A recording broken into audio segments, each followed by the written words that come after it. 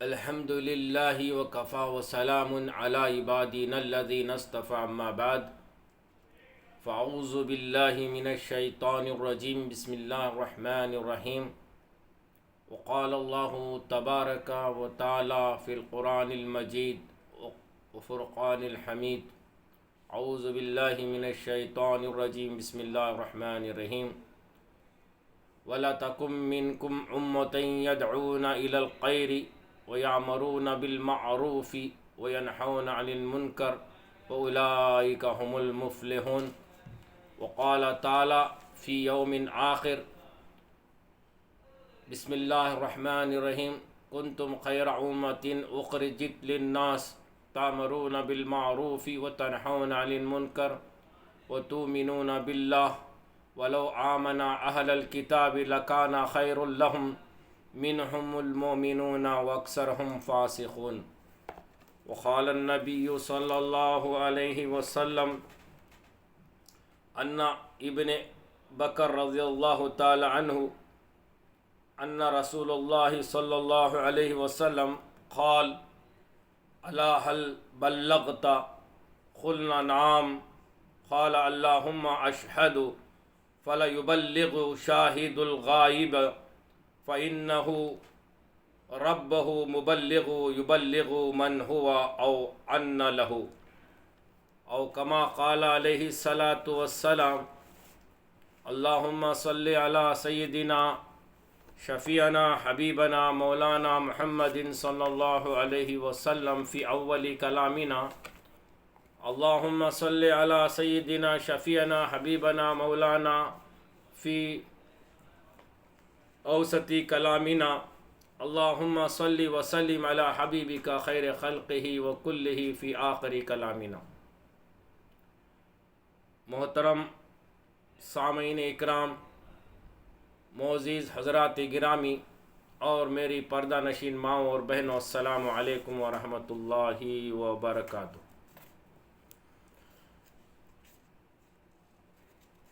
شکر ہے رب کریم کا جس نے ہمیں یہ مبارک مہینہ عطا فرمایا۔ میرے محترم بزرگوں، دوستو، یوں تو آپ حضرات روزہ باروز روزانہ اس مہینے کی فضیلت کے بارے میں آپ حضرات سماعت فرماتے آ رہے ہیں، چاہے وہ علماء کے ذریعے سے ہو، چاہے بیانات اور چاہے جو ہے آپ مطالعے کے ذریعے سے ہو۔ آپ حضرات جانتے ہیں کہ یہ مہینہ مبارک مہینہ ہے، اس کی ہر گھڑی مبارک ہے، اور یہ مہینہ خاص اللہ کی طرف سے نیکیوں کو دینے والا مہینہ ہے۔ یہ مہینے کے اعتبار سے آپ حضرات نے سنا ہوگا کہ اس کے 3 عشرے، ایک تو پہلا عشرہ رحمت کا، دوسرا مغفرت کا، تیسرا جو ہے جہنم سے خلاصی کا۔ میرے بھائیوں، بزرگوں، عزیز نوجوان ساتھیوں، انسان کا ہر نیک عمل خود کے لیے ہوتا ہے، مگر روزے کا وہ خاص اللہ ہی اس کا اجر انسانوں کو دیتا ہے۔ روزہ انسان کے گناہوں کے لیے ایک ڈھال ہے۔ دوستو، بزرگوں، عزیز نوجوان ساتھیوں، روزہ صدقہ اللہ تعالیٰ سے بخشش طلب کرنا اور اس سے ہماری دعاؤں اور نیک اعمال کی قبولیت کی درخواست اس مبارک مقدس مہینے کی بنیاد کے طور پر کھڑے۔ میرے بھائیوں، بزرگوں، عزیز دوستو، رمضان کا مہینہ آیا اور دیکھتے ہی دیکھتے یہ ایک عشرہ ہمارے آنکھوں کے سامنے سے اوجل ہوتا چلا گیا۔ رحمت کا عشرہ آج 10واں روزہ ہے، جمعرات کا دن ہے۔ آج 10 روزے مکمل ہو گئے، رمضان کا ایک حصہ ہمارے زندگی سے کٹ گیا۔ میں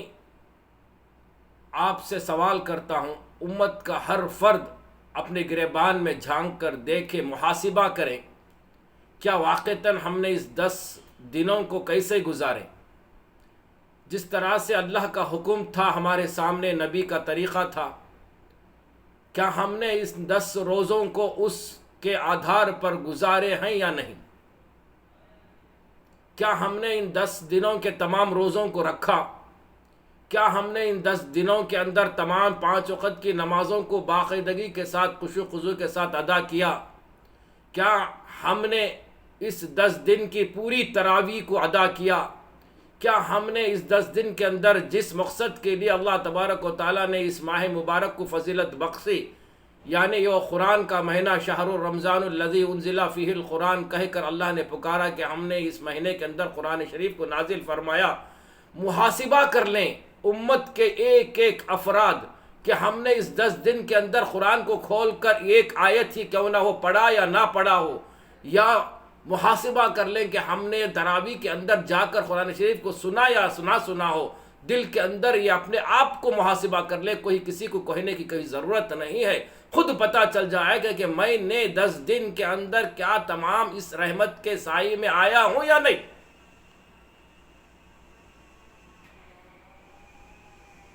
میرے محترم بزرگوں، عزیز نوجوان ساتھیوں، نہ معلوم کہ آئندہ رمضان اور آئندہ رمضان کے اندر یہ عشرہ ہمیں ملے یا نہ ملے۔ اللہ کے رسول صلی اللہ علیہ وسلم رمضان المبارک کے مہینے میں جب جمعہ کا خطبہ دینے کے لیے ممبر شریف پر تشریف لے جا رہے تھے، ایک حدیث آپ حضرات کے سامنے عرض کرتا چلوں کہ آپ جب پہلی سیڑھی پر قدم رکھا تو کہا آمین، اور دوسری سیڑھی پر قدم رکھا تو کہا پھر آمین، اور جب تیسری سیڑھی پر قدم رکھا تو کہا آمین۔ بعد خطبہ صحابہ رضوان اللہ تعالی اجمعین میں گفتگو شروع ہو گئی کہ آج حضور اکرم صلی اللہ علیہ وسلم نے حسب معمول کے مطابق کچھ آمین کہا ہے۔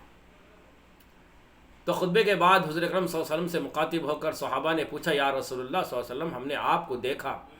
کہ حسب معمول کے مطابق آپ نے کچھ الفاظ کہے، کیا ہو؟ تو آپ صلی اللہ علیہ وسلم نے کہا کہ صحابہ، جب میں ممبر شریف پر خطبہ دینے کے لیے تشریف لے جا رہا تھا تو حضرت جبرائیل علیہ السلام میرے سامنے تشریف لائے اور انہوں نے فرمایا کہ ہلاک ہوئے، برباد ہوئے وہ شخص جس کے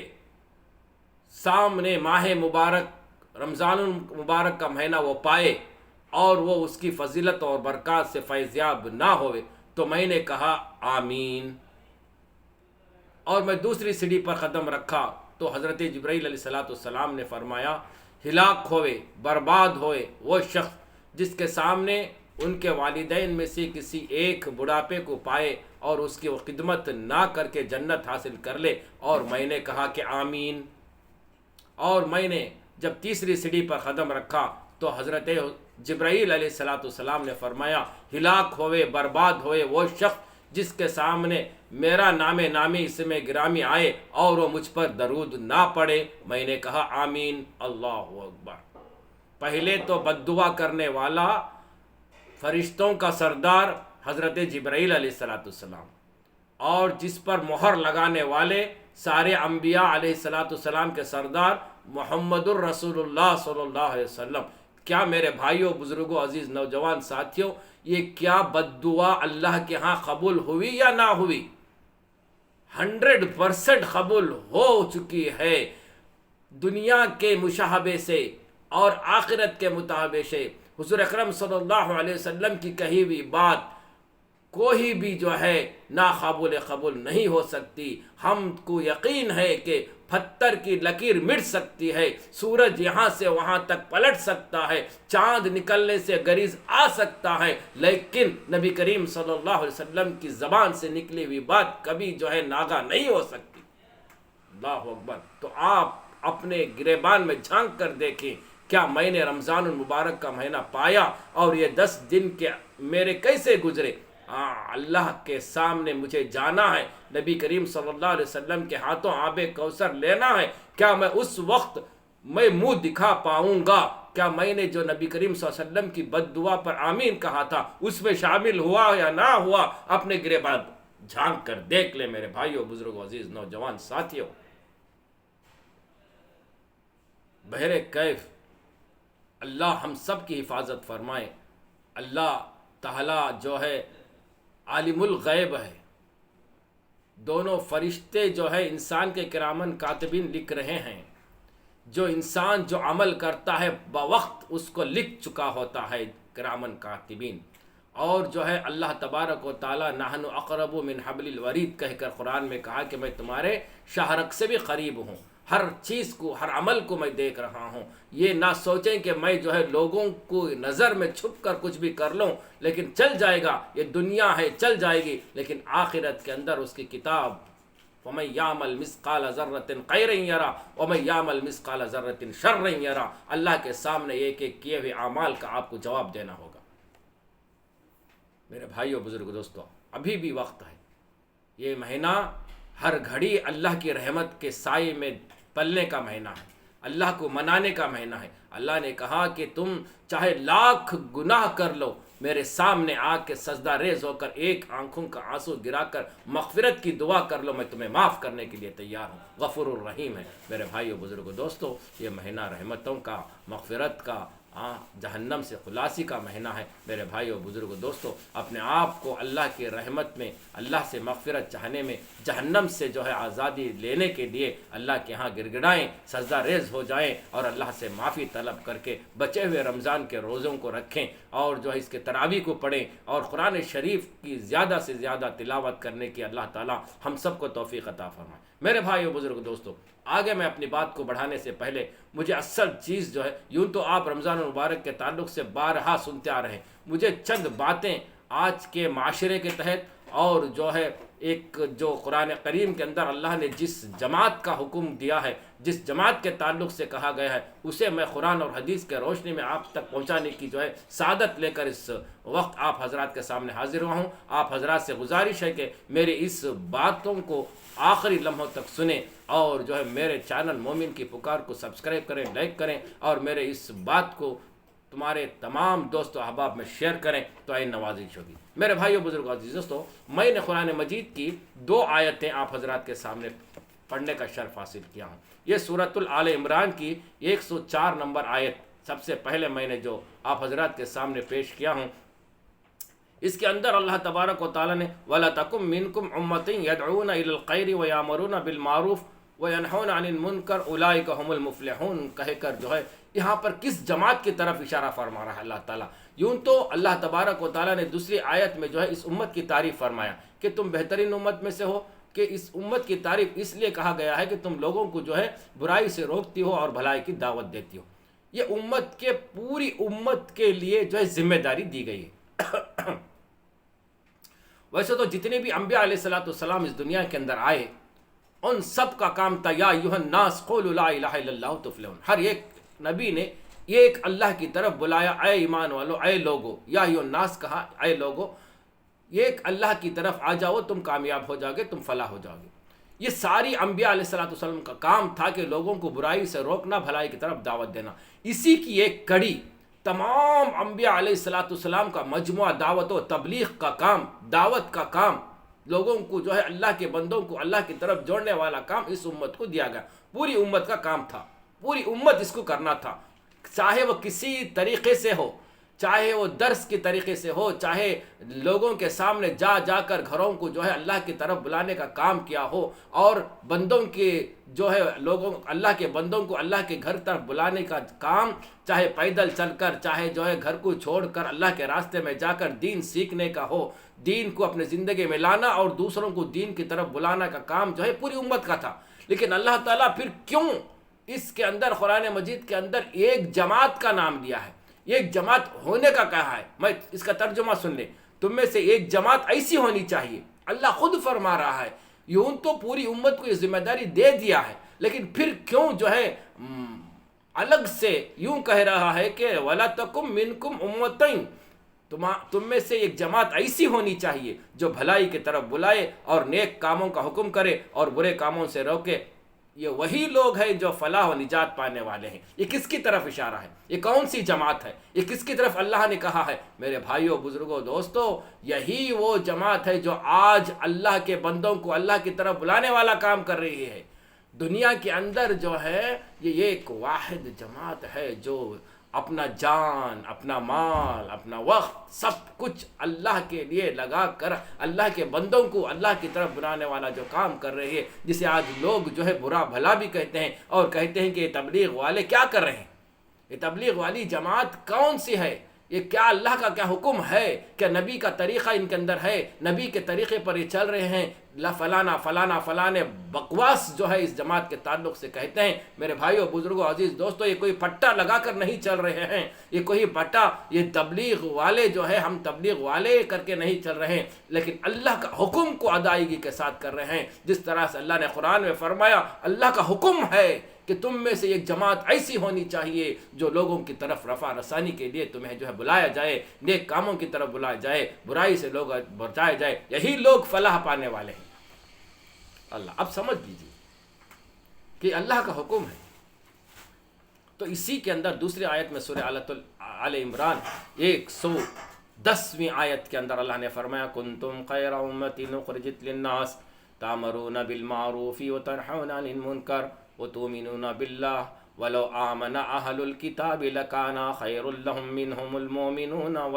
واکثرہم الفاسقون۔ اللہ نے فرمایا تم بہترین امت میں ہو جو لوگوں کے لیے پیدا کی گئی ہو، تم نیک باتوں کا حکم کرتے ہو اور بری باتوں سے روکتے ہو اور اللہ تعالیٰ پر ایمان رکھتے ہو۔ اگر اہل کتاب بھی ایمان لاتے تو ان کے لیے بہتر تھا، ان میں ایمان والے بھی ہیں لیکن اکثر تو فاسق ہیں۔ اللہ اکبر۔ میرے بھائیو، بزرگ دوستو، یہ قرآن اللہ کی طرف سے نازل کردہ یہ کلام ہے، یہ اللہ تعالیٰ نے خود حکم دیا ہے کہ تم بہترین امت، کسی 1,24,000 انبیاء علیہ السلام کی 1,24,000 امت کے اندر نبی کریم صلی اللہ علیہ وسلم کی آخری امت کو چھوڑ کر کسی امت کو خیر کا لقب نہیں دیا گیا۔ امت نے وہ کام اس وقت نہیں کیا تھا، لوگوں کو جو ہے نیکی کی طرف بلانا، برائی سے روکنا، یہ امر بالمعروف نہی عن المنکر کا کام کوئی امت کو ذمہ داری نہیں دی تھی۔ خوش نصیب ہیں لوگ ہم، خوش نصیب ہیں ہم، یہ نبی آخری محمد صلی اللہ علیہ وسلم کی امت کو یہ لقب دیا گیا اور یہ جو ہے ان کو جو ہے کام دیا گیا اور ان کو جو ہے خیر کی امت کہہ کر پکارا گیا، اور اسی امت میں سے ایک جماعت کا ہونا بھی اللہ تبارک و تعالیٰ نے قرار دیا گیا کہ تم میں سے ایک جماعت ہونا چاہیے ایسی۔ آج دنیا کے اندر چپے چپے میں دین کی فضاؤں کو عام کرنے کے لیے جو چلی ہے جماعت، جسے آج تم لیبل لگاتے ہو تبلیغ جماعت کا، وہی جماعت کے تعلق سے اللہ تعالیٰ نے قرآن مجید میں ارشاد فرمایا۔ یاد رکھو، یہ وہی ایک جماعت ہے جو فلاح پانے والی جماعت ہے روز قیامت، یہ وہی ایک جماعت ہے جو لوگوں کو رفع رسانی کے لیے بلائی جا رہی ہے، یہ وہی وہ جماعت ہے جسے جو ہے اللہ نے حکم قرآن مجید کے اندر دیا گیا ہے۔ آپ سمجھ گئے؟ اب قرآن کی روح سے ہوا، اب حدیث کے روح سے فرماتا ہوں، ارشاد فرماتا ہوں، دیکھ لو۔ حضرت ابو بکر رضی اللہ تعالیٰ عنہ سے روایت ہے، رسول اللہ صلی اللہ علیہ وسلم نے حجۃ الوداع کے موقع پر خطبے کے آخر میں ارشاد فرمایا کہ میں نے تمہیں اللہ تعالیٰ کے احکام نہیں پہنچائے؟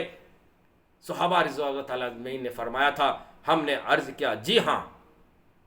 آپ نے پہنچا دیے۔ آپ صلی اللہ علیہ وسلم نے ارشاد فرمایا، اے اللہ آپ گواہ رہی ہو۔ پھر آپ صلی اللہ علیہ وسلم نے ارشاد فرمایا، جو لوگ یہاں موجود ہیں وہ ان لوگوں تک پہنچائیں جو یہاں موجود نہیں ہیں، اس لیے کہ بسا اوقات دین کی باتیں جس کو پہنچائی جائیں وہ پہچاننے والے سے زیادہ یاد رکھنے والا ہوتا ہے۔ یعنی میرے محترم بزرگ عزیز دوستو، اس حدیث کا مفہوم ہے، اس کے راوی حضرت ابو بکر صدیق رضی اللہ تعالیٰ عنہ ہیں۔ جب اللہ کے رسول صلی اللہ علیہ وسلم حجۃ الوداع کے موقع پر بڑا خطبہ، لمبا خطبہ دیا، اس وقت میں تمام صحابہ رضوان اللہ تعالیٰ اجمعین وہاں پہ موجود تھے۔ آپ نے فرمایا تھا، اے صحابہ، جو احکام خداوندی، جو اللہ کا قانون، جو اللہ کے احکامات،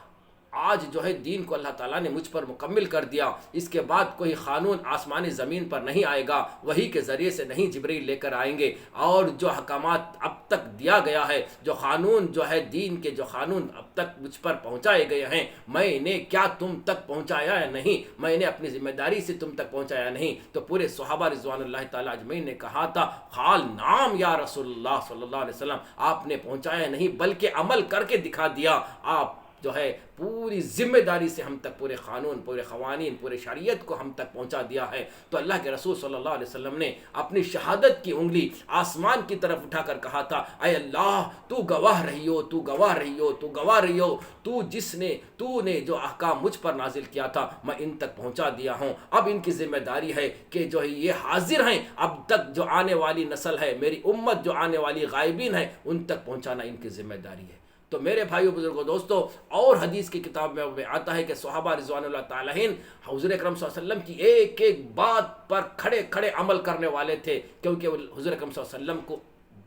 قریب سے جانا تھا، اس لیے رضی اللہ تعالیٰ عنہ رضو کا پروانہ صحابہ کو ملا تھا۔ نبی کریم صلی اللہ علیہ وسلم کے سچے عاشق تھے، رسول اللہ صلی اللہ علیہ وسلم کی ایک ایک بات پر مر مٹنے والے تھے۔ جس وقت اللہ کے رسول صلی اللہ علیہ وسلم نے اس بات کو کہا تو آپ صلی اللہ علیہ وسلم کی اس بات کو گریبان میں باندھ کر جس رخ پہ کھڑے تھے اسی رخ پہ اپنے گھوڑوں کو چلا دیا، نہ تو اپنے گھروں کا خیال کیا، نہ تو اپنے پکے پکے باغات کو خیال کیا، نہ تو اپنے بیوی بچوں کا خیال کیا، بلکہ دین کو ساری دنیا میں عام کرنے کے لیے دنیا کے چپے چپے میں پھیل گئے۔ اور آج فرماتے ہیں کہ جنت البقیع کے اندر آپ کو کم سے کم گنے چنے صحابہ کی مزاریں، گنے چنے صحابہ کی خبریں ملیں گے۔ پھر باقی کہاں گئے؟ 1.25 لاکھ انبیاء کہاں چلے گئے؟ دنیا کے چپے چپے میں زمین کے پیون بن گئے، قید کے لیے بن گئے، دین کے خاطر۔ یہ دین اگر انہوں نے ہم تک نہ پہنچایا ہوتا تو ہم آج بھی کسی مندر میں گھنٹی بجاتے پھرتے۔ یاد رکھو، یہ صحابہ کی محنت کا صدقہ ہے، دعوت و تبلیغ کے ان کی محنت کا صدقہ ہے کہ آج ہم مسلمان کے نام سے جو ہے اپنے آپ کو پکارا جا رہا ہے، ورنہ کھڑمت ہو کر اس دنیا میں گزارتے کہ تمہیں جو ہے نوبت آتی۔ یہ اللہ کے ان بندوں کا محنت کا صدقہ ہے، یہی جو ہے جو دعوت اللہ کے تعلق سے پوری دنیا کے زمین کے پیوند بن گئے۔ صحابہ کی محنت، صحابانی کی قربانی، صحابہ کے وہ کارنامے ہم تک پہنچائے گئے۔ اللہ کے رسول صلی اللہ علیہ وسلم کی بات کو گریبان میں باندھ کر انہوں نے دین کو ہم تک پہنچایا، اور آج ہم مسلمان کے نام سے کہلانے والے بنے ہیں۔ میرے بھائیو بزرگو دوستو، یہ دونوں آیتیں اس بات کی گواہ ہے کہ تمہارے اندر ایک جو ہے جماعت ایسی ہونی چاہیے جو لوگوں کی جو ہے رفع رسانی کی کام کرے، دعوت اللہ کا کام کرے، دعوت والا کام کرے، اور اللہ کے بندوں کو، بچھڑے ہوئے بندوں کو جو نمازوں سے دور ہے، جو احکام خداوندی سے دور ہے، جو شریعت سے دور ہے، ان کے نہ تو اس تنجے کا ان کے اوپر لحاظ ہے، نہ تو ان کے اندر جو ہے قرآن کی بو ہے، نہ تو ان کے اندر کلمہ توحید کی جو ہے صحیح معنوں میں ان کو جو ہے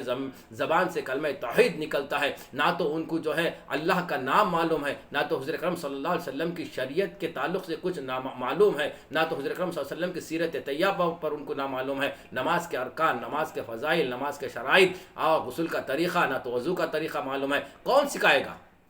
جس کی عمر 25 سال 30 سال 40 سال گزر گئی،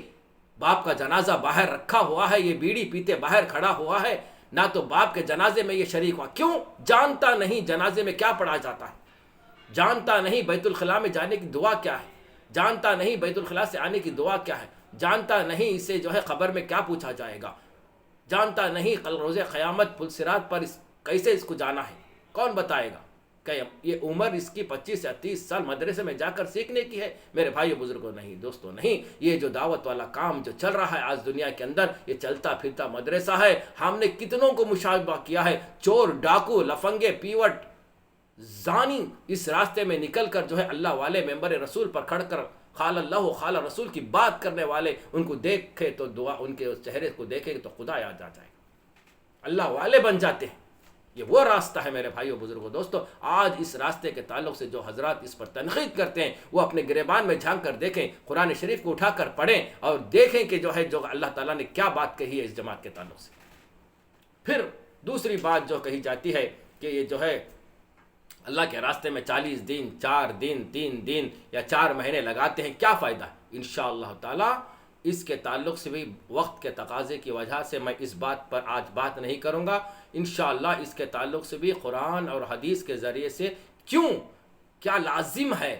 اس کے تعلق سے بھی میں آپ حضرات کے سامنے دلائل پیش کرنے کی انشاءاللہ کوشش کروں گا۔ اب جو ہے انشاءاللہ میں آپ حضرات کے سامنے اسی بات پر جو ہے بات کو ختم کرتے ہوئے، معاشرے کے اندر آج خاص کر ہندوستان کے اندر جو مسلمانوں پر ظلم کا پہاڑ توڑا جا رہا ہے، آج اس کے تعلق سے ایک چند باتیں آپ حضرات کے سامنے کہنا ضروری ہے۔ میرے بھائیو بزرگوں دوستو، ہندوستان کے اندر ایک قانون لاگو ہو چکا ہے، آپ غفلت کی نیند میں سو رہے ہیں۔ میرے بھائیو بزرگوں دوستو، ہندوستان کے اندر جب سے یہ فسطائی حکومت بنی ہوئی ہے،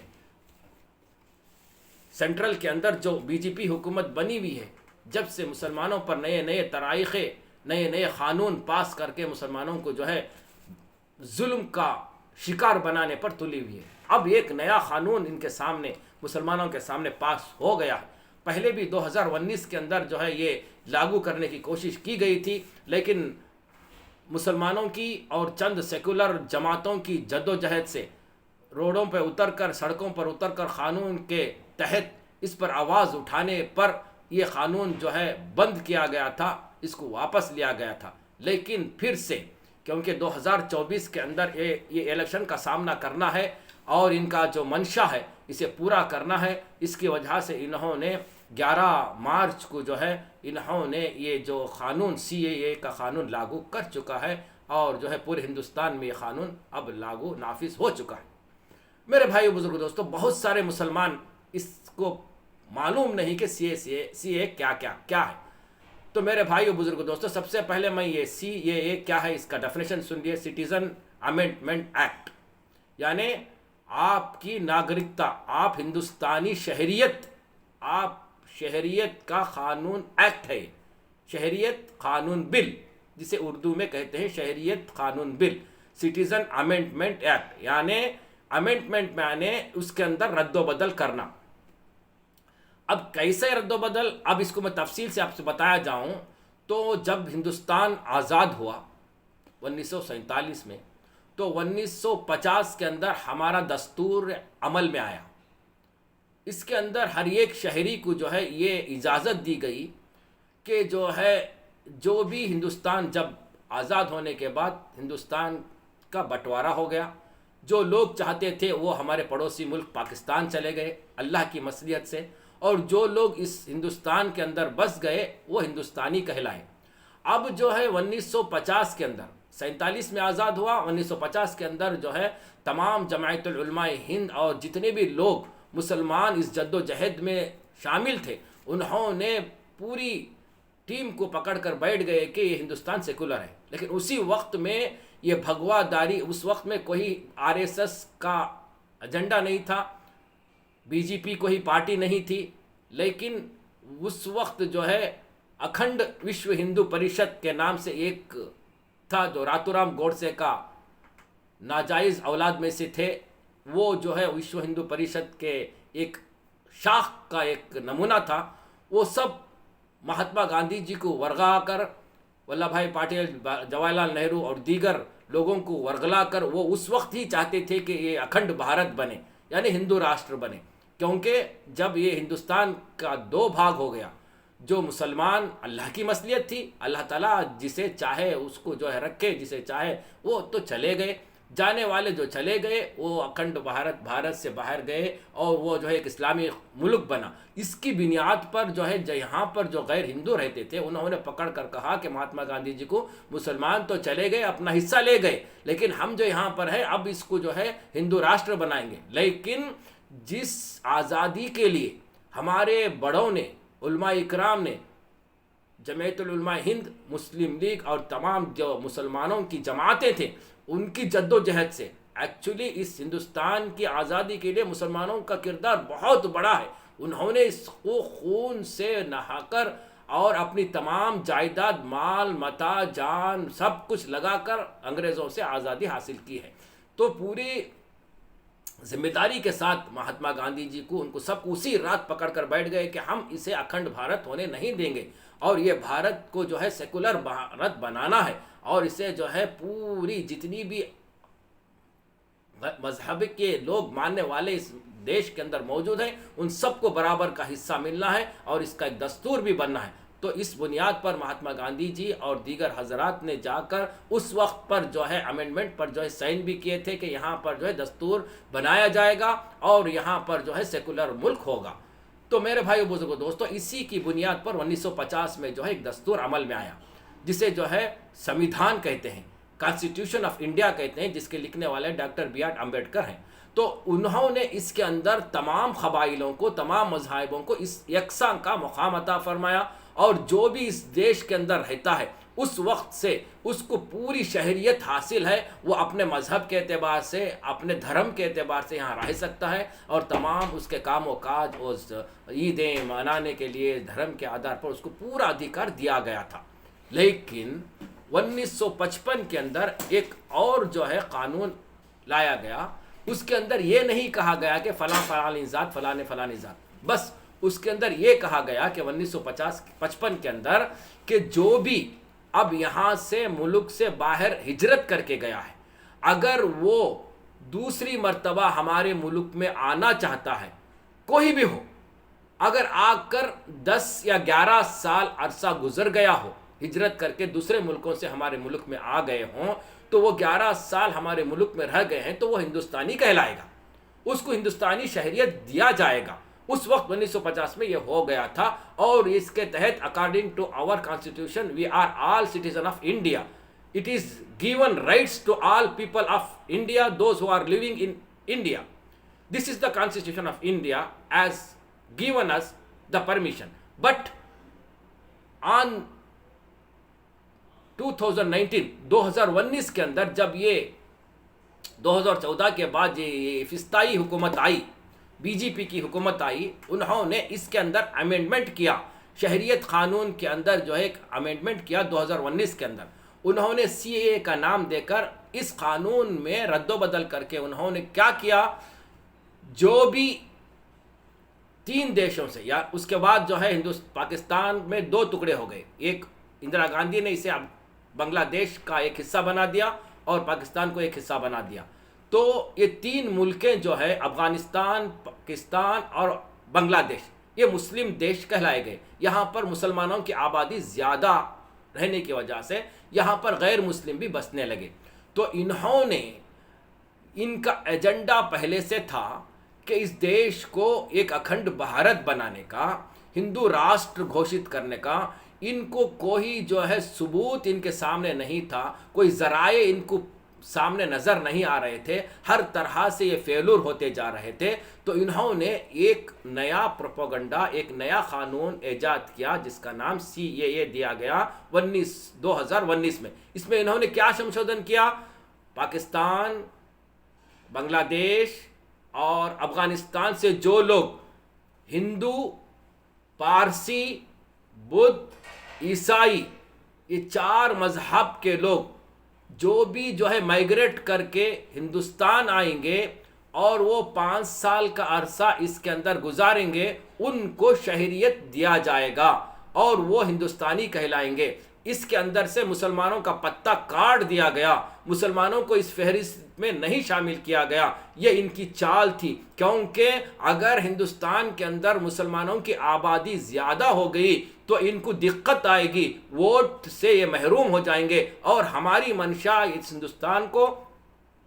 ہندو راشٹر گھوشت کرنے کی ہے، وہ اس میں فیلور ہو جائیں گے. اس لیے انہوں نے اس دیش کے اندر، ہندوستان کے اندر ہندوؤں کی آبادی کو بڑھانے کے لیے، اپنی منشا کو پورا کرنے کے لیے، اپنے ایجنڈا کو پورا کرنے کے لیے سی اے اے کا ایکٹ جو ہے اس میں رد و بدل کر کے 2019 میں صرف ہندو، پارسی، بدھ، عیسائی، ان 4 مذاہب کے لوگوں کو باہر دیشوں سے منگوا کر ان کو سٹیزن شپ دے کر یہاں کے اندر ووٹروں کے اضافے کے خاطر انہوں نے یہ امینڈمنٹ کیا ہے. اسی کا نام سی اے اے ہے. میرے محترم دوستو، اس سے کس کو فائدہ، کس کو نقصان ہوگا، اس پر آپ کو غور کرنا بہت ضروری ہے. میرے بھائیو بزرگ دوستو، اب انہوں نے ایک فارم جو ہے شہریت کے نام سے جو ہے پورے ہندوستان میں جو ہے نافذ کیا گیا ہے. اس کے اندر ایک کالم بھی ہے کہ اپنا شہریت جو ہے ثابت کرنا ہوگا. اب یہ شہریت ثابت کرنے کے لیے آپ کو کیا ڈاکیومنٹس دکھانا ہوگا؟ یہاں کے ہندوستان کے ہوم منسٹر گڑی پار، ہم تو کہنا ہی پڑے گا کیونکہ اس کے اندر جو ہے کرمنل ایکٹ والا ایک یہاں کا جو ہے ہوم منسٹر بنا بیٹھا ہے جسے امت شاہ کہتے ہیں. انہوں نے اس دن ایک ٹی وی چینل کو انٹرویو دیتے ہوئے انہوں نے کہا کہ کوئی بھی شخص اپنی شہریت ثابت کرنے کے لیے اس کو 1971 کی ان کے آبا و اجداد کی برتھ سرٹیفکیٹ کو پیش کرنا ہوگا. غور سے سماعت فرمائے میرے بھائیو بزرگوں دوستو، 1971 سے لے کر ان کے آبا و اجداد کی سرٹیفکیٹ، برتھ سرٹیفکیٹ جو پرسبھیج سے جو ہے دی جاتی ہے، کسی محکمے سے برتھ سرٹیفکیٹ دی جاتی ہے، اس کو پیش کرنا ہوگا. تمہارا پاسپورٹ نہیں چلے گا، تمہارا آئی ڈی کارڈ نہیں چلے گا، تمہارا راشن کارڈ نہیں چلے گا، اور دیگر تمہاری اسکول سرٹیفکیٹ نہیں چلے گی. کوئی سرٹیفکیٹ تمہاری نہیں چلے گی، صرف تمہارے باپ دادا کی جو ہے برتھ سرٹیفکیٹ تمہاری شہریت کو پاس کرنے کے لیے ان کو پیش کرنا ہوگا۔ یہ صرف مسلمانوں کے لیے بینڈڈ ہے، دوسروں کے لیے بینڈڈ نہیں ہے۔ ان کے باپ کی جائیداد ہے ہندوستان۔ ہم نے جس وقت سے پیدا ہوئے ہندوستان کے اندر رہ رہے ہیں، ہم نے راشن کارڈ لیا، اس سے حکومت سے دینے والی جو اناج ہے ہم لیتے ہیں، ہمارے اندر پاسپورٹ ہے، ہمارے اندر آئی ڈی کارڈ ہے۔ جس وقت سے ہم نے اس دیش کے اندر پیدا ہوئے، ہماری عمر 18 سال ہوئی، ہم نے ووٹ کے ذریعے سے نالائقوں کو حکومت کی گدی تک پہنچاتے ہیں اور انہیں ذمہ داری دیتے ہیں۔ ہمارے اندر جو پاسپورٹ ہے، ہم جو ہے ملک با ملک روزی معاش کے لیے جاتے ہیں، اس کے اندر ہماری شہریت موجود ہے، یو آر دا انڈینس بول کے اس میں لکھا ہوا ہے۔ اس سے ثابت ہوتا ہے کہ ہم انڈیا کے شہری ہیں۔ لیکن یہ کم بخت ناہل نازات، یہ کم بخت جو ہے، یہ ناتو گرام گوڈسا کے اولاد جو ہے، آج مسلمانوں کو اس ہندوستان سے باہر بھگانے کی کوشش کی جا رہی ہے۔ بھائیو بزرگوں دوستو، اتنا بڑا سازش کیا جا رہا ہے کہ آپ کو آج اس کا ثبوت آسام کے ان 6 لاکھ مسلمانوں پر جو آفت آئی ہوئی ہے وہ آپ حضرات کے سامنے موجود ہے۔ آج آسام کے اندر اعلان کر چکے ہیں، 6 لاکھ مسلمانوں کو جو ہے فہرست سے جو ہے غائب کر چکے ہیں، اور انہیں جو ہے کیمپوں میں ڈھکیلنے کی کوشش کی جا رہی ہے، ان پر ظلم ہونا جا رہا ہے، کیونکہ زیادہ تر مسلمان آسام میں موجود ہیں جو مائگریٹ کر کے آئے ہیں۔ ان کو آپ پر بھی یہ ظلم، آپ پر بھی آفت آئے گی، یہ نہ سمجھو۔ جو اتر پردیش کے اندر ہیں، جو بہار میں ہیں، جو کرناٹک میں ہیں، جو دیگر جو ریاستوں میں ہیں، وہاں پر ممکن ہے کہ دوسروں کی حکومت ہے، وہ کہہ رہے ہوں گے کہ ہم نافذ کرنے نہیں دیں گے، لیکن سینٹرل سے جو بل پاس ہو چکا ہے وہ جو ہے لاگو ہو کر ہی رہے گا، اور تم کو اپنی شہریت ثابت کرنا ہے۔ ان کے باپ کی جائیداد ہے، یہ ہندوستان کو آزاد کرنے کے لیے نہ تو RSS کا گنڈا تھا، نہ تو راتو رام سام کی گوڑی ناجائز اولاد اس ہندوستان کی آزادی میں موجود تھی، نہ تو BJP کے باپ مودی کا کتا کوئی باپ اس دنیا میں نہیں تھا اس وقت میں جو ہے اس ہندوستان کی آزادی میں جو حصہ لیا، نہ تو امت شاہ کا باپ، اس کا باپ کا ناجائز اولاد اس ہندوستان کی آزادی میں حصہ نہیں لیا، یوگی کا ناجائز کوئی اولاد اس ہندوستان کی آزادی میں حصہ لیا ہے۔ حصہ لیے ہیں تو مسلمانوں نے خون سے اس دیش کو سینچا ہے، اپنی جان مال تن دھن سب لگا کر انگریزوں سے جو ہے آزادی دلانے میں مسلمان پہل ہے۔ آج مسلمان کو اس دیش سے نکالا جانے کی کوشش کی جا رہی ہے۔ تمہارا باپ نہیں قبر سے اٹھ کر کوئی آئے تو بھی تمہارے اندر یہ ہمت نہیں ہوگی کہ ہندوستان سے مسلمان کو نکالنے کی۔ مسلمان جب تک زندہ رہے گا اس دیش کے اندر رہے گا، مسلمان مٹنے کے لیے نہیں آیا ہے۔ مسلمان جب تک اس دنیا کے اندر، اللہ کے رسول، ہمارا یقین ہے، اللہ کے رسول صلی اللہ علیہ وسلم نے فرمایا جب تک اس دنیا کے اندر لا الہ الا اللہ کہنے والا باقی رہے گا، ہم دنیا کے اس نظام کو چلائیں گے، اور دنیا کے اندر جب ہی ایک لا الہ الا اللہ کہنے والا باقی نہ رہے گا، ہم اس دنیا کو پھوڑ کر ختم کر دیں گے اور قیامت برپا کر دیں گے۔ ہمارا یقین ہے بھائیو بزرگوں دوستو، لیکن وقت کے لحاظ سے حکومت کی یہ چال مسلمانوں کو ورغلانے کی، مسلمانوں کو تکلیف میں آمدہ کرنے کی، مسلمانوں پر ظلم کے پہاڑ توڑنے کی جو سازش کی جا رہی ہے، خاص کر ہندوستان کے اندر، مسلمانوں جاگو، اب تمہیں سونے کا وقت نہیں ہے، اب تم حکومت کے خلاف للکارنے کا وقت آیا ہے، سڑکوں پر اترنے کا وقت آیا ہے، قانون کی دھاروں کے اندر قانون کے ساتھ اپنا حق چھین کر لینے کا وقت آیا ہے۔ مسلمانوں سو مت، مسلمانوں اپنے اندر اتحاد پیدا کرو، فرقوں میں بٹنے سے بہتر ہے کہ ایک پلیٹ فارم پر جمع ہو کر اس گندی حکومت کا، اس نالائق حکومت کا مقابلہ کرو، اور جو 24 کا آنے والا جو الیکشن ہے اس کو کاٹ کر پھینکنے کی جو ہے کوشش میں لگے رہو۔ انشاءاللہ اللہ ہمارے ساتھ ہے، ہمارا کوئی یہ بگاڑ نہیں سکتے، بال بھی بگاڑ نہیں سکتے۔ لیکن جو قانون انہوں نے ابھی پاس کر چکا ہے اور یہ جو 2-3 اسٹیٹوں میں لاگو ہو رہا ہے، مسلمانوں پر آفت آ رہی ہے۔ اللہ تعالیٰ سے دعا ہے کہ اللہ تعالیٰ ہماری جو ہے حفاظت فرمائے، ہمارے جان و مال و ایمان کی، ہمارے مدارس دینیہ کی، مراکز دینیہ کی، مساجدوں کی، ہمارے ماں بہنوں کی، بیٹیوں کی ہماری اللہ حفاظت فرمائے۔ اللہ ہمارا تیرے سوا اس کوئی نگہبان نہیں ہے، کیونکہ وقت کا تقاضا ہے، ایک ظالم بادشاہ کو تو نے مقرر کر دیا ہے، اللہ کے حکم ہے۔ اللہ کے نبی صلی اللہ علیہ وسلم نے فرمایا تھا، صحابہ سے کہا تھا کہ اے صحابہ ایک وقت آئے گا کہ جو ہے مسلمانوں کے اوپر ظلم پہاڑ توڑا جائے گا، مسلمان اوروں کے مقابلے میں جو ہے کمتر ہوتے چلے جائیں گے اور جو ہے غیر مسلمانوں کو جو ہے کچلنے کی کوشش کریں گے۔ صحابہ نے پوچھا تھا یا رسول اللہ صلی اللہ علیہ وسلم کیا اس وقت مسلمانوں کی تعداد کم ہو جائے گی؟ لیکن اللہ کے رسول صلی اللہ علیہ وسلم نے فرمایا تھا نہیں صحابہ، مسلمانوں کی تعداد زیادہ ہوگی، پھر کیا مقصد ہوگا کہ وہ جو ہے مسلمان ذلیل ہوتے جائیں گے؟ تو حضور اکرم صلی اللہ علیہ وسلم نے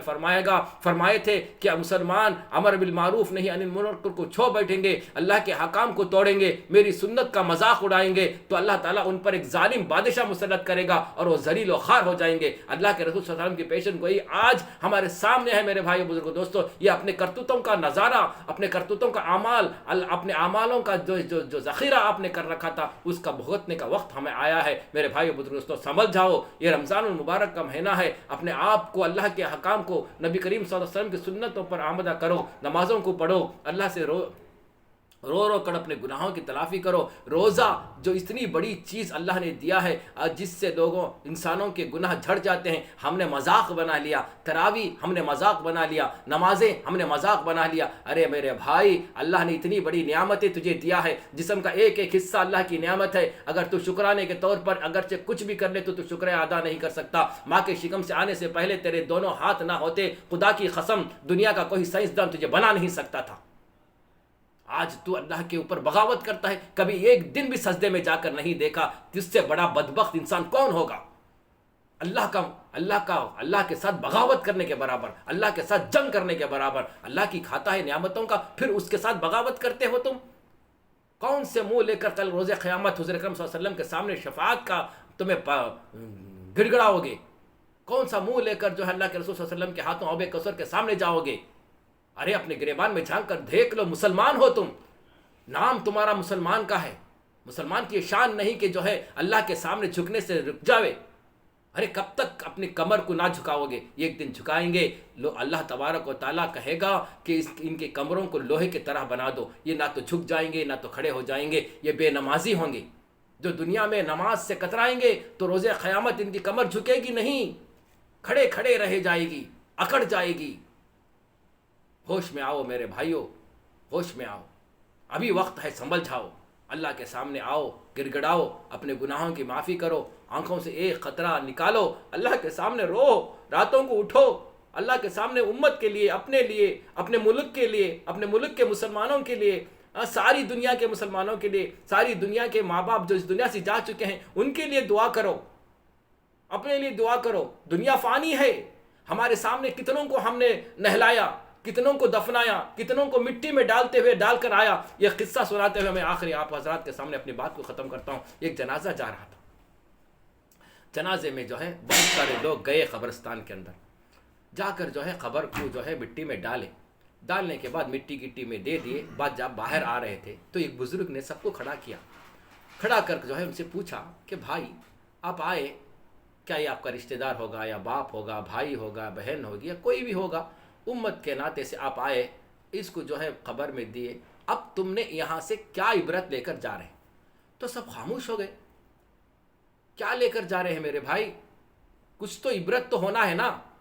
آپ نے آئے، مردوں کو جو ہے دفنایا، مٹی بھی دے دیا، آپ چلے جا رہے ہیں، آپ نے کیا عبرت لے کر جا رہے ہیں؟ تو سب خاموش ہوئے۔ تو دوسری بار سوال کیا کہ میرے بھائی اب تو یہ جانے والا چلے گیا، ہمارا یقین ہے کہ اس کی جو ہے قبر کے اندر پوچھش ہوگی۔ نبی کریم صلی اللہ علیہ وسلم نے فرمایا کہ 3 سوالات کیے جائیں گے، من ربک ما دینک من محمد الرسول اللہ صلی اللہ علیہ وسلم۔ یہ ہمارا یقین ہے کہ اس سے 3 سوال، ہمیں ابھی 40 قدم آئے نہیں، اب جو ہے اسے جو ہے فرشتے آ جائیں گے اور جو ہے ان سے پوچھ تاچھ کریں گے۔ اب ان سے پوچھ تاچھ کریں گے 3 سوال۔ اگر وہ بندہ دنیا میں نیک تھا، اللہ کی مان کر تھا، تو کہے گا کہ میرا دین، میرا اللہ رب ہے، اور دین پر چلے گا، دین کے اصولوں پر چلے گا، تو کہے گا کہ میرا دین اسلام ہے۔ اگر محمد صلی اللہ علیہ وسلم کی شریعت سنتوں پر اپنائے گا تو کہے گا کہ محمد صلی اللہ علیہ وسلم میرے نبی آخری صلی اللہ علیہ وسلم، وہ اس کا معاملہ ہو۔ اب جو ہے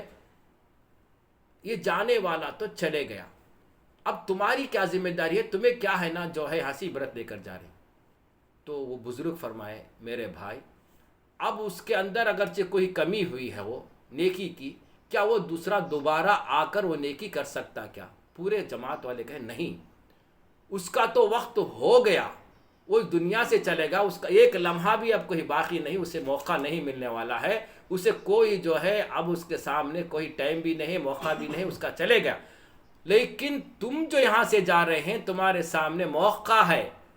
تمہارے سامنے وقت ہے، تمہیں جو ہے یہ عبرت لے کر جانا کہ وہ ہمارے سے چلے گیا، اس سے جو ہے کوئی موقع نہیں ایک نیکی کرنے کا، لیکن اللہ نے ہمیں موقع دیا ہے، ہماری عمریں سامنے ہے، نہ معلوم ہماری موت کب آئے گی، موت آنے سے پہلے میں خبر کی تیاری کر رہا ہوں، میں اللہ کو مانوں، اللہ کی رضا کے لیے اپنی زندگی گزاروں اور دین کے حکام کو اپناؤں، اور رسول اللہ صلی اللہ علیہ وسلم کی سنت پر چلنے کا مجھے موقع دیا گیا ہے، یہ عبرت لے کر مجھے جانا ہے۔ تو سارے جو جمع تھے انہوں کی آنکھوں میں آنسو آ گئے، بے شک ہمیں جو وقت مہلت دی گئی ہے، موت سے پہلے ہمیں مہلت ملی گئی ہے، اس کی مہلت نہیں، اس کے نیکیاں تو ہے کم ہو گئی، اسے نیکی کرنے کا موقع نہیں، ہمیں نیکی کرنے کا موقع ملا ہے۔ میرے بھائیو بزرگ دوستو، ہمیں موقع ملا ہے، مہلت ہمارے سامنے ہے، نہ جانے کب آئے گی موت، معلوم نہیں، اگر اسی وقت میں موت آ گئی تو ہمارا حال کیا ہوگا، سیدھا خبر کے جہنم کے گڑھے میں جائیں گے۔ بھائیو بزرگ دوستو، وقت ہے، غنیمت سمجھو، اپنے آپ کو سنبھل جاؤ، اللہ کی رضا کے خاطر، رسول اللہ صلی اللہ علیہ وسلم کی سنت اور روز قیامت شفاع حاصل کرنے کے لیے، شفاعت اس دنیا میں اللہ کی مان کر چلو، اور اللہ نے جو حکم دیا ہے، سب سے پہلے توحید کے بعد جو نماز، کسی کو معاف نہیں، صرف پاگل کے سوا کسی کو معاف نہیں ہے نماز۔ میرے بھائی اسے ادا کرو، اور جو ہے یہ رمضان المبارک کا مہینہ آپ حضرات کے سامنے گزرتا جا رہا ہے، بھائی اس کی فضیلت اور برکات سے ہم سب کو اللہ تعالیٰ فیضیاب ہونے کی توفیق عطا فرمائے۔ بچے ہوئے 2 عشرے بھائی اس کے اہتمام کے ساتھ نمازوں کو رکھیں، جس طرح سے نبی کریم صلی اللہ علیہ وسلم نے روزوں کو رکھنے کا کہا ہے، جس طرح سے جسم کے لیے روح کی ضرورت ہے، اسی طرح سے روزے کے لیے نماز کی ضرورت ہے۔ آپ تو روزہ میں سمجھ رہے ہوں گے، میں تو سحری کر لیا، آیا سو گیا، پھر اٹھا افطار کے لیے، یہ روزہ نہیں ہے، یہ بھوکا روزہ ہے، یہ اس کا روزے کا کوئی عمل اللہ کے سامنے ناقابل قبول ہے، جب تک تو دنیا کے اندر اللہ تعالیٰ روزہ کے ساتھ ساتھ نماز کو نہ پڑھے گا، قرآن شریف کی تلاوت نہیں کرے گا، اور اپنے جسم کو روح کی ضرورت جس طرح سے اس طرح سے تو ہے نا روزہ رکھے گا، تو یہ روزہ تیرے لیے ڈھال بنے گا، ورنہ تیرے لیے نہ تو کوئی لینا ہے نہ تو دینا ہے۔ میرے بھائی بزرگ دوستو، امت کے بہت سارے افراد ایسے ہیں جو صبح کو روزہ رکھ کر سحری کر لیتے ہیں اور آ کر سو جاتے ہیں۔ بھائی اس سے اعتراض کریں، اللہ کے سامنے جھکیں، اللہ سے مانگیں، اور تیسری بات یہ ہے کہ تراویح کو پڑھیں۔ تراویح کا ایک سجدے پر 500 نیکیاں اللہ تبارک و تعالیٰ لکھنے کا وعدہ کیا ہے۔ روز قیامت ایک ایک نیکی کو ترسے گا، اللہ کے ہاں کوئی نہیں دے گا، نہ باپ دے گا، نہ ماں دے گی، نہ بیٹی دے گا، نہ بیوی دے گی، کوئی بھائی رشتہ دار کوئی نہیں دے گا، اپنے کیے ہوئے اعمال فَمَن يَعْمَلْ مِثْقَالَ ذَرَّةٍ خَيْرًا يَرَهُ وَمَن يَعْمَلْ مِثْقَالَ ذَرَّةٍ شَرًّا يَرَهُ۔ اپنے ایک ایک کیے ہوئے اعمال کا اس دن حساب دینا ہوگا، ایک ایک نیکی کے لیے ترسے گا۔ آج موقع ہے تو نیکی بنا لے، کل روز قیامت تیری کام آئے گی، ورنہ یہی حشر ہوگا۔ کہ ایک آخری حدیث کو پیش کرتے ہوئے اپنی بات کو ختم کرتا ہوں۔ اس سے پہلے میرے بھائیوں، آپ کو CAA کے خلاف اتر کر احتجاج کرنا ہوگا۔ اپنے مسجد کے کمیٹیوں سے میں گزارش کرتا ہوں کہ آپ اپنے محلے کے اندر جائیں اور محاصرہ کریں، جس کے پاس ریکارڈ کاغذات نہیں ہیں ان کے کاغذات کو بنانے کی کوشش کرو۔ یہ مہم اب چل رہی ہے، بمبئی میں اس کی افتتاح ہو گئی ہے، اور جو ہے دوسرے مساجدوں کے متولیان، وہاں کے کمیٹیاں جو ہے یہ کام شروع کر چکے ہیں۔ محلے کے اندر ایک ایک کمیٹی کو تشکیل دی گئی ہے، وہ محلے کے نوجوان گھر گھر جائیں گے اور وہاں پر جو ہے ان کے ریکارڈ کو جو ہے ایک باقاعدہ سلیقے سے اعتبار سے اس کو جو ہے لسٹ بنا کر مسجد کے کمیٹی میں رکھنے کی کوشش کی جا رہی ہے۔ ایک رجسٹر قائم کیا گیا ہے، ہر محلے کی مسجد میں وہ مسجد والے بڑی جامعہ مسجد کو اس کے پورے ریکارڈ جو ہے مسجد کے متولی کو بھیجنے کا کام کر رہے ہیں، کیونکہ اس سے جو ہے آئندہ آنے والے مشکلات کا سامنا کر کر اپنے بچاؤ، اللہ سے دعا کرتے ہوئے اللہ ہماری حفاظت کرنے کا ذمہ لے گا، اور ہمیں جو ہے کوشش کرنا ہوگا، ہماری جد و جہد کے بنا پر اللہ ہماری حفاظت کرے گا انشاءاللہ۔ اس کے بعد جو ہے میرے بھائیو بزرگوں دوستو، ایک بات کو سامنے رکھتے ہوئے، ایک حدیث کا مجموعہ ہے کہ روز قیامت ساری مخلوقات کو اللہ جمع فرمائے گا، اور جو ہے ساری مخلوقات انسان اور جنات کو چھوڑ کر پوری مخلوقات کو اللہ کہے گا، یہ دونوں مخلوقات اللہ اس نظارے کو دیکھتے رہیں گے، اللہ کہے گا کنتو ترابا، مٹی ہو جاؤ، ساری مخلوقات مٹی ہو جائے گی۔ اس نظارے کو دیکھ کر انسان بھی کہے گا، جنات بھی کہے گا اے اللہ ہم بھی جانور ہوتے، ہم بھی کوئی رینگنے والی مخلوق ہوتی، ہم بھی جو ہے غلیظ کھانے والا جانور ہوتا تو مجھے بھی آج جو ہے مٹی ہو جاتے، لیکن افسوس کہ ہم نے اعمال کر کر نہیں آئے، اعمال نہ ہونے کی وجہ سے یہ زبان پر نکل جائیں گے مجھے بھی جانور اگر بناتا۔ میرے بھائیوں بزرگوں دوستوں، اس دن پچھتانے سے بہتر ہے آج اعمال کرو، وقت ہے تمہارے پاس جو ہے ایک لمحہ دیا گیا ہے اللہ تعالیٰ اس دن سے بچنے کے لیے، اس غضب سے بچنے کے لیے، اللہ کی رحمت کے آغوش میں آنے کے لیے اپنی جو ہے محنت کریں، اللہ کے راستے میں نکلو۔ اگر دین نہیں معلوم ہے تو دین سیکھو، اللہ کے احکام کو سیکھو، رسول اللہ صلی اللہ علیہ وسلم کی سنت کو سیکھو، کلمہ طیبہ سیکھو، قرآن سیکھو، 5 کلمے اب صحیح سیکھو، اور جو ہے نماز کا طریقہ سکھایا جائے گا، غسل کا طریقہ سکھایا جائے گا، غسل کے فرائض سکھایا جائے گا، وضو کے فرائض سکھائے جائیں گے، اللہ کے رسول صلی اللہ علیہ وسلم کے احادیثوں کو آپ کو سنایا جائے گا، خالہ رسول اللہ کے صلی اللہ علیہ وسلم کی سنتوں کو اپنانے کا طریقہ سکھایا جائے گا۔ ایک واحد رستہ ہے، اللہ دعوت و تبلیغ کا کام میں جم جاؤ اور اللہ کے راستے میں نکل کر دین کو سیکھو۔ اللہ تعالی ہم سب کو کہنے سننے سے زیادہ عمل کرنے کی توفیق عطا فرمائے، اور اللہ تعالیٰ سے دعا ہے کہ پوری امت مسلمہ کو ایک بنائے، نیک بنائے، اور جو ہے جو بھی ہمارے اوپر آفتیں آئیں، اے اللہ تیرے فضل سے، تیرے رحمت سے اسے پار فرما، اور مسلمانوں کی، ہر ملک کے مسلمانوں کی حفاظت فرما، ہر جن کے ماں باپ اس دنیا سے جا چکے ہیں ان ساروں کی مغفرت فرما۔ اے اللہ ہم سب کو دین پر قائم رکھنے کی توفیق عطا فرما، ہم سب کو دین سیکھنے کی توفیق عطا فرما، ہم سب کو اللہ کے راستے میں نکل کر اللہ کے حکام، نبی کریم صلی اللہ علیہ وسلم کے وہ پاکیزہ و نورانی طریقوں کو اپنی زندگی میں لانے کی توفیق عطا فرما۔ اسی بات پر اپنی بات کو ختم کرتے ہوئے آپ حضرات سے گزارش ہے کہ میرے بھائی اس آواز کو آخری لمحوں تک سماعت فرمائیں، اور اس آواز کو، اس میرے چھوٹے سے ویڈیو کلپ کو آپ کے تمام دوست و احباب میں جو ہے شیئر کریں۔ اللہ آپ کو جزائے خیر دے گا، اللہ آپ کو اس کا اجر دے گا، اللہ آپ کو اس کا ثواب عطا فرمائے گا۔ والسلام علیکم ورحمۃ اللہ وبرکاتہ۔ پھر ملیں گے انشاءاللہ تعالی نئی دین کی باتوں کو لے کر، تب تک اجازت دیں، اللہ حافظ، والسلام علیکم ورحمۃ اللہ وبرکاتہ۔